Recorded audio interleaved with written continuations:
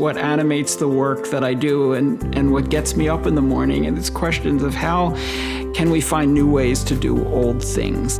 The mission of Encore.org is to create a better future for future generations and to mobilize the vast and growing older population to invest in the well-being of young people. I spent the first 15 years of my working life focused on young people who were growing up in poverty, and I became immersed in what young people needed to overcome the odds and live productive lives. The one thing every child needs is at least one adult who's irrationally crazy about them. Today, for the first time ever, we have more older people than younger people. And that's seen as the basis for a huge disconnection between generations. But that's a divide that we can bridge, that we have to bridge. 50 years ago, JFK gave his most important speech on aging. He said we'd added years to life.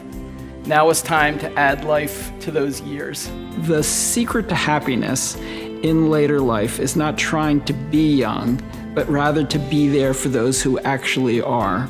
Encore.org realized the intergenerational opportunity, and we want to make sure that we leave the world better than we found it. Our founding project was Experience Corps, which is now in over 20 cities around the country, in which teams of older people help children in low-income schools read by the 3rd grade.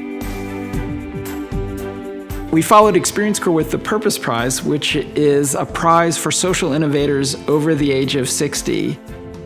Our most recent effort is the Generation to Generation campaign, which is mobilizing a movement of 1 million older people to stand up and show up for the next generation. We created the Encore Fellowships initiative, which is a 1-year internship for grown-ups who are moving from their midlife career in the private sector and using skills in areas like IT, strategic planning, marketing to help strengthen the capacity of the social sector. The Encore Fellowships program has already had nearly 1,700 fellowships. We're trying to promote not only a culture which supports older people engaged in purposeful and productive ways that benefit future generations, but to create a society where that happens naturally and help build a movement of older people who are deeply invested in the well-being of the next generation.